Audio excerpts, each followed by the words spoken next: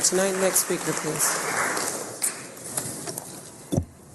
Hello, so my name is Nina Parks. I am the co-founder of Supernova Women. I also own a small delivery service actually based out of San Francisco, and mostly here to support my co-founders since they are Oakland residents, and also just to add a little bit more dimension to the conversation because we are also having this conversation in San Francisco.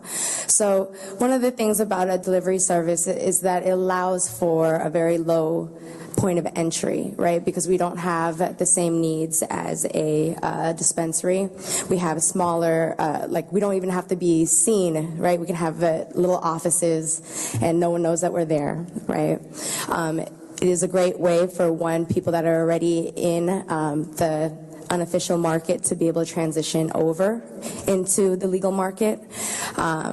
Speaking from experience myself, obviously. There's more to this. Hold on, I've been at actions all day. So being able to have a small business in here does also help for some of the issues that you guys were talking about around economic justice, educational justice, because as small businesses, we can actually work intimately with our patients and have real relationships where we can educate them about proper use of cannabis. Other than that, I just also, as a former case manager and someone that worked in a lot of restorative justice issues, this is a way that we can actually correct a really harsh drug war. Even the word marijuana was also directed to target people of color and primarily Latinos in order to make it more of a demonizing activity and a criminalizing activity. So in going into a legal policy, we have to address these things or else we're just as bad as our people that came before us. So that's about it. Thank you. Thank you. Next speaker, please. Hello, I'm seated time by Ross Gordon, Liana Held, and Mallory McCarran. I'm sorry, was that more than one name? Yeah, that was three names. Okay, say the last two names. Yeah, Liana Held, Mallory McCarran. Okay, thank you.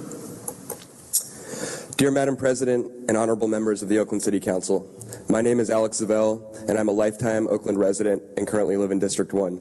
I'm also a regulatory analyst at the law offices of Oakland attorney Robert Raich, a firm specializing in medical cannabis law that's been involved in the development of Oakland's policies around the issue for years, since its inception.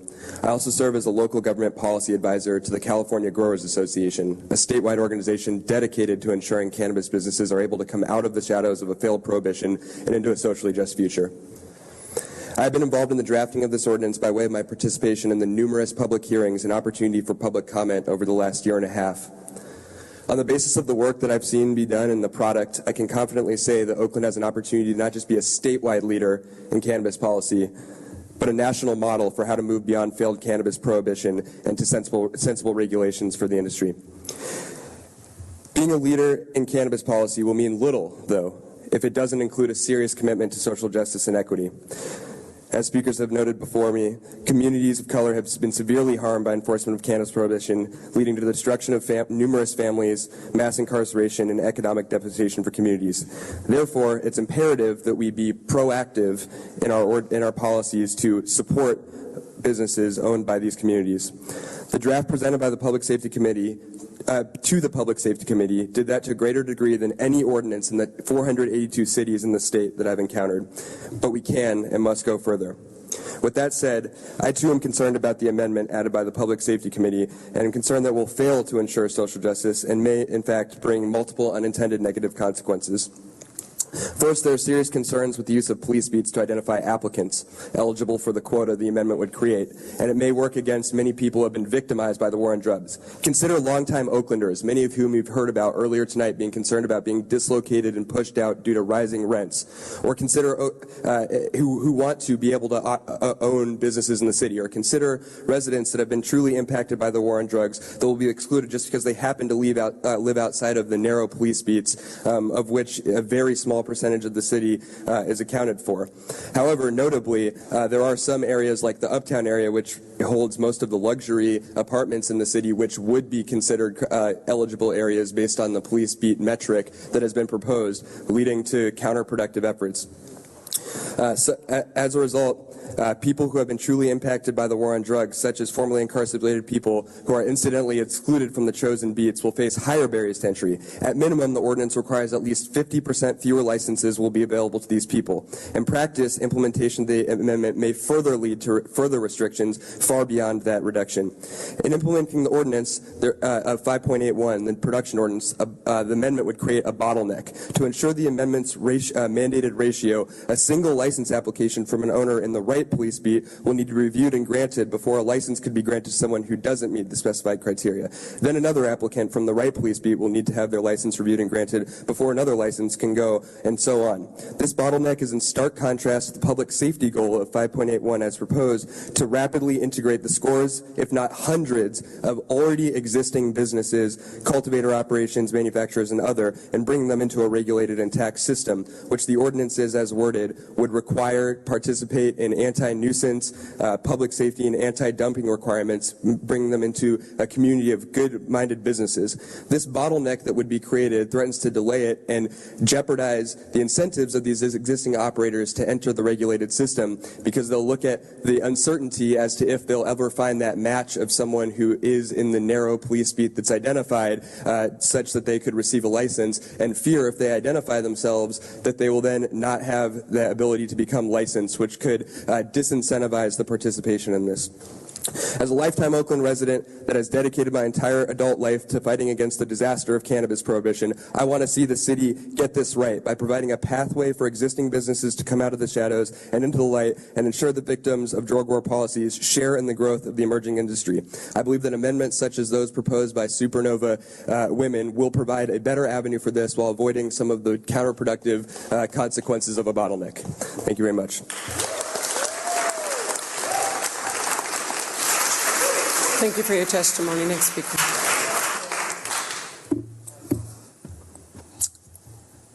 Good evening, City Council members. I'm here today to address some of the significant concerns that I have with the amendments to the medical cannabis ordinance. I'm an Oakland. State your name, please. Oh, I'm sorry. My name is Andrea Unsworth. I'm an Oakland business taxpayer, a mother of three, the chairwoman of the Bay Area chapter of Women Grow, a founding member of the California Cannabis Delivery Alliance, and the sole founder, owner, operator of a cannabis delivery-only service, Stash Twist. I've operated in Oakland for years. I have a Z permit. I pay my BOE taxes. I use QuickBooks. I run a responsible business. We are in addition, we hold educational sessions for driver safety and are working on ways to prove that we have been working hard for self-regulation. While I agree with the overall objective, it is significantly lacking in its intent to create true equity for ownership by those most affected by the war on drugs. Where are your owners, operators, and founders of color? And why are you creating additional barriers for them to enter? Oakland's owners of color are all operators of non-dispensary cannabis facilities because of the long-standing cap that has unintended consequences of creating this small business sector. I started a delivery business not because I necessarily wanted to go that route into retail, but there were no opportunities for me to open a dispensary. This amendment creates an additional 7.4 tax on my business to apply for a permit at $11,000. That amount is 0.3% for anyone making $20 million.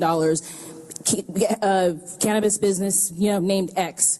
That's completely unfair. There is no equity there. We're giving a 58.9% reduction in the application fee for dispensaries, also requiring additional burdens for our businesses, including finding a location where we now have to pay rent, we now have to have a security plan, when we don't even have the allowance to have patients come into our facility in the first place. We don't have the ability to apply for consumption permits, which will significantly expand the opportunities for revenue-generating opportunities for dispensaries. If you're the only place in the city where you can smoke and take your medicine, you damn well believe that people are going to go to dispensaries for sure. So this significant majority of all of our cannabis businesses, they gross more than 150, and you need a new permit tier. This tier of the arbitrary 150,000, that implies that you're making about $400 a day in sales. You're probably a 1 to 2 person business. You should not pay the same application fee as Harborside. Point blank, period. You need... Ladies and gentlemen, in order to preserve your speaker's time, we would ask that you cheer at the end of her comments. We'll extend 30 seconds. Please continue. We asked to allow for a fast track and priority review of 5.8 applicants that gain approval for their dispensary location, even if it means going above the cap of 8 licenses. We asked for a 2-year tax exemption for 5.81 applicants that had been operating in good standing, paying our taxes, trying to survive in this industry, and even having to move to other cities because we can no longer afford to live here. Allow non-dispensaries to apply for on-site consumption space so that we can have our patients come to us for education purposes and for a safe place to medicate, and also to restructure the permit fee tier system to reflect an operation size. We ask that Oakland, it's crucial, essential, and necessary that we get this done right and not just done quickly, because we need to be the model city for business ownership by people of color. Ultimately, so far, I've seen another opportunity for top business owners to continue to eat at the table while the rest of us settle for crumbs, and no longer. We want licenses with equity. We want licenses that promote small businesses, and we want licenses that strengthen the communities most impacted by the drug war. While I appreciate the abundance of jobs brought to the city by our existing dispensaries, some of us, our ideal job is working for ourselves and opening our own. Thank you for your time tonight. Thank you.